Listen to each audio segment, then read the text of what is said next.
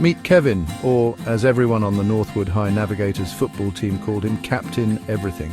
If you needed your locker unjammed, Kevin was your guy. If you were struggling with a play, Kevin would stay late, patiently walking you through it until the stadium lights flickered off. He was the first one on the practice field, often with a thermos of something warm for Coach Miller, and the last one to leave, usually after helping the equipment manager load the muddy gear. Kevin wasn't just the team captain. He was the team's unofficial therapist, tutor, lost and found department, and occasionally a surprisingly decent shoulder to cry on after a tough loss or a tougher breakup. He thrived on being needed, or so it seemed. His mantra, though unspoken, was clearly, "I can handle it," and for a long time he did. He juggled advanced placement classes, a part-time job at the local diner to help his family, and the immense pressure of leading a team with championship aspirations. His phone buzzed constantly with requests. "Kev, can you look at my history essay? Kev, can you drive me home? Kev, the mascot's costume ripped again. Got any tape?" He'd flash his signature grin, a beacon of can-do spirit, and somehow, someway, he'd manage it all. He believed that being a good leader meant being endlessly available, a bottomless well of support for everyone around him. Little did he know wells can run dry.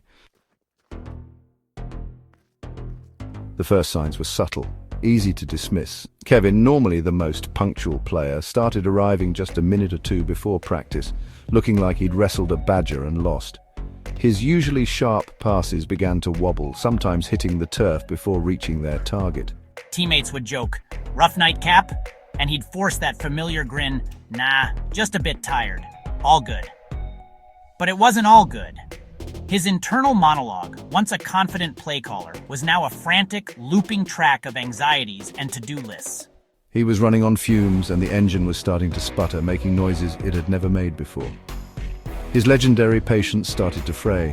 A drop pass in practice, something he'd usually meet with an encouraging word, might now elicit a sharp sigh or a curt, "Focus up!" His humor, once light and inclusive, occasionally tipped into sarcasm that left people feeling a little stung. He started forgetting things, small things at first, like bringing the extra kicking tees, but then bigger things, like a crucial team meeting about a new fundraising initiative. He'd cover with a flustered apology, blaming a sleepless night or a heavy homework load. He was still trying to be Captain Everything, but the costume was starting to feel too tight, too itchy, and way too heavy. Sleep became a battlefield. He'd lie in bed, his mind racing through every incomplete task, every person he might have let down, every potential disaster looming on the horizon. The breaking point arrived on a cold Friday night, under the glaring stadium lights during that most important game of the season. It was against their arch-rivals, the West Side Wolves, and the Navigators were down by 3 points with less than a minute on the clock. The ball was in Kevin's hands, as it so often was in critical moments. He dropped back to pass, scanning the field, the roar of the crowd a deafening wave. He saw his receiver. A perfect spiral was needed, a game-winning throw he'd made 100 times in practice, 1,000 times in his dreams. But this time his arm felt like lead, his mind a blank slate. Instead of a crisp pass, the ball slipped. It wobbled pathetically, an easy interception for a lurking Wolves linebacker who ran it back for a touchdown as the final buzzer sounded. The silence from the Navigators' side of the stadium was crushing. Kevin stood there, helmet in hand, watching the Wolves celebrate, the weight of the loss settling squarely on his shoulders. It wasn't just the loss, it was the public failure, the feeling that he'd single-handedly let everyone down, his team, his coach, the entire town. He felt a crack inside him, something fundamental giving way. Coach Miller didn't yell, he didn't lecture. He just looked at me with a kind of weary understanding that surprised me. "Son, you're benched. Not just for the next game. You're benched from everything until you figure out how to take care of yourself." "But coach, the team needs me. I can fix this. I just need to..." "Kevin, the team needs a leader who isn't running on empty. Right now, that's not you. Your cup is dry. You can't pour anything from an empty cup, can you?" The words hung in the air, an empty cup. It was such a simple metaphor, yet it resonated deep within Kevin's exhausted soul. He thought of all the times he'd said yes when he was already overwhelmed, all the nights he'd sacrificed sleep, all the moments he'd ignored his own needs. He'd been trying to be a superhero, forgetting that even superheroes need to recharge. Being benched felt like a punishment, a public declaration of my failure. But as the initial shock wore off, a strange sense of relief began to seep in. For the first time in what felt like years, I had permission to stop, to just be. The first few days were an exercise in uncomfortable stillness. His phone, usually buzzing like an angry bee, was quiet. His teammates, under strict orders from Coach Miller, gave him space. There were no plays to memorize, no essays to proofread for others, no mascot emergencies to handle. He found himself wandering around his house, unsure what to do with the sudden emptiness of his schedule. I tried watching TV, but my mind, so used to being overstimulated, couldn't focus. I tried reading for fun, something I hadn't done in ages, and found myself rereading the same page over and over. The quiet was deafening.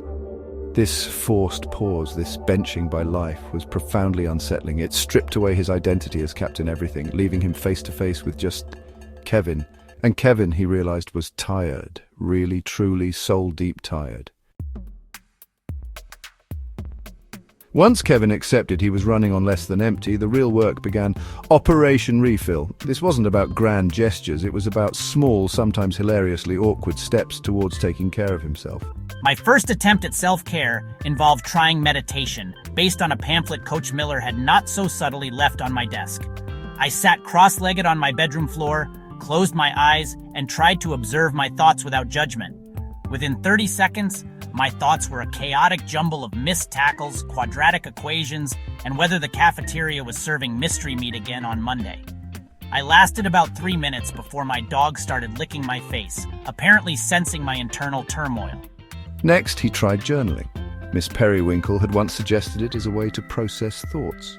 My first entry read, "Dear Diary, this is weird. Coach thinks my cup is empty.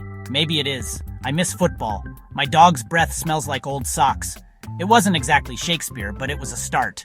He started taking short walks, not for exercise, but just to get out of the house. He even tried baking, remembering his grandma used to say it was therapeutic. My first batch of cookies could have been used as hockey pucks, but the act of measuring and mixing was surprisingly calming. He was learning that self-care wasn't a one-size-fits-all prescription. It was about finding what genuinely nourished him. He also started talking, really talking, not just about plays or problems, but about how he was feeling. I had a long conversation with my parents, who confessed they'd been worried about me for months. I even called my goofy uncle Leo, who, despite his penchant for terrible dad jokes, was a surprisingly good listener. Leo told him. "Kiddo, even the best quarterbacks need a water break. You've been playing 4 quarters with no halftime." It was another simple analogy, but it clicked. Kevin realized that asking for help or just admitting he wasn't okay wasn't a weakness, it was a strength. It was like admitting your gas tank was empty so you could finally pull over and refuel. Slowly, tentatively, Kevin started to feel a shift. The constant hum of anxiety in his chest began to quiet down. I found myself smiling genuinely, not just the forced grin of Captain Everything. I rediscovered my love for cheesy sci-fi movies and spent an entire Saturday binge-watching a terrible alien invasion series, laughing at the bad special effects. I even managed to bake a batch of cookies that were only slightly burnt. Operation Refill was a clumsy, imperfect process, full of trial and error. But for the first time in a long while, Kevin felt a tiny trickle of something new in his cup hope. And maybe a little bit of actual energy. With more energy, Kevin tackled the next big challenge, boundaries. Coach Miller explained simply. Boundaries protect your time, energy, and well-being. They keep you whole. In practice, it felt like teaching a cat to fetch. Saying no felt foreign and rude. He worried people would think he was selfish. My first attempt was with Sammy, who always asked for help. I took a deep breath and said, "Can we do it tomorrow during study hall?" Sammy just blinked and said, "Oh, okay, Cap." Kevin was stunned. It was surprisingly easy. He realized people couldn't respect his limits if he never communicated them. He put his phone on Do Not Disturb for an hour each evening. He blocked out time to decompress, read, or just stare at the ceiling.